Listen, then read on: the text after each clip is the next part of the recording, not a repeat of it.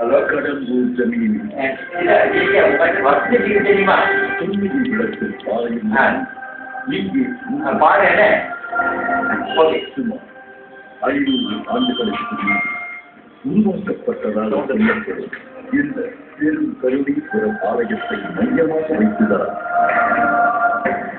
கடம்பூர் மாநகரம் உருவாக்கப்பட்டிருக்கிறது.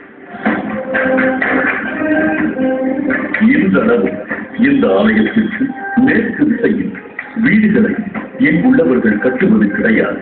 கிழக்கு திசையில் எதிர்ப்புறம் மட்டுமே வீடுகள் காண கிடைக்கின்றன.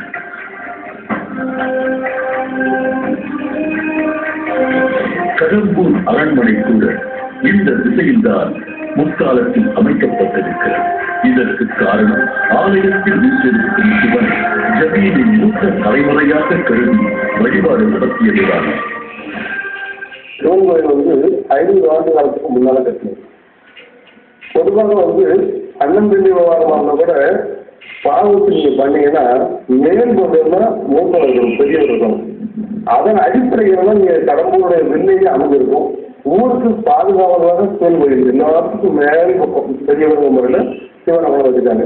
ஆலயத்தின் கற்தூண்கள் முன்பு குறுநில மன்னராக இருந்த ஜமீன் மூதாதையரின் உருவமும் ராணியின் உருவமும் பொறிக்கப்பட்டிருக்கின்றன. இவரது பெயரும் காலமும் சரியாக சொல்லப்படவில்லை என்றால் இந்த மன்னரின் காலத்தில்தான் ஆலயம் கட்டப்பட்டது என்கின்ற தகவல் சொன்னார்கள். இந்த நிலையில்தான் ஆலயத்தின் தற்போதைய நிலையை கவனிக்க வைத்தது. ஒரு காலத்தில் பக்தர்கள் கூட்டம் அலைமோதிய ஆலயத்தில் தற்போது வழிபடுவதற்கு பெரிதாக யாரும் வருவதில்லை.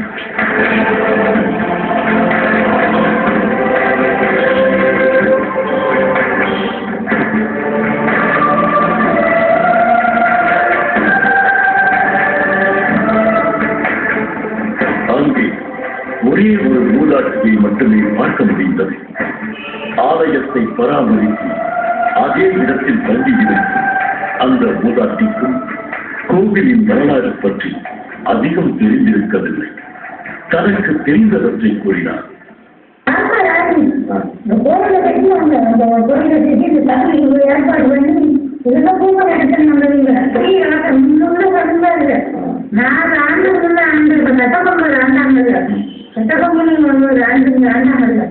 அதுக்கு இன்னும் இந்த சந்த இந்த ஆடாமரமா இருந்ததா இப்ப இருக்க அந்த வார்த்தை இல்லை. 4 கிழமை இன்னும் வர முடியாது. அதே நேரம் இந்த ஆலயம் வெறிச்சோடி கிடப்பதற்கு ஒரு அதிர வைக்கும் நிகழ்வுதான் பின்னணி என்பது தெரியவந்தது.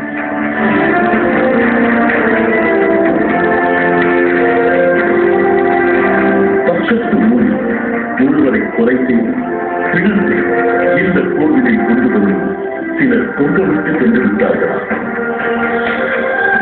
சுமார் 1/2 நூற்றாண்டுகளுக்கு முன்பு நடந்த இந்த சம்பவத்திலிருந்து கோவிலுக்கு வருபவர்களின் எண்ணிக்கை வெகுவாக குறைந்திருக்கிறது. நல்ல பூஜை நடந்துட்டு இருக்கும்போது பக்கத்துல பரமபுரம் ஒரு வில்லேஜ் இருக்கு, சிலம்பராயம் இருக்கு. அந்த ஊருக்காரங்க ஒரு மருந்து பண்ணி அந்த கோயிலில் நகர் வெட்டி தொங்க விட்டுருக்காங்க. நாடு இந்த மாதிரி போயிட்டு அந்த நந்தி மேல ஏறி அவரை கொண்டாந்து தூக்கி கொண்டு விடுறாரு. காலையில் பூஜையில் போகும்போது அந்த ஒரு பிரேதம் செஞ்சுது. அதனால அதோட அன்னைக்கு அந்த பூஜை நிப்பாட்டினாரு. அப்படியே காலப்போக்கில் கோயிலும் பராமரிக்காம அப்படி கிடக்கு. இது ஒருபுறம் இருக்க கடம்பூர் ஜமீன் ஆளுகை பகுதியில் முக்கியமான இடம் ஒன்றும் இருக்கிறது. அது இங்கிருக்கும் விமானப்படை தளம்.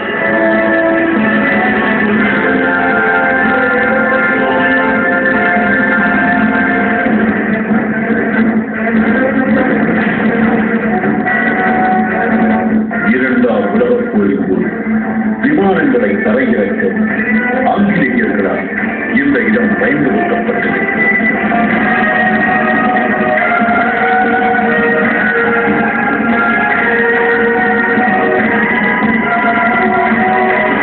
தற்போது கூட சில நேரங்களில் ஹெலிகாப்டர் போன்றவை இங்கே தரையிறங்குகின்றன.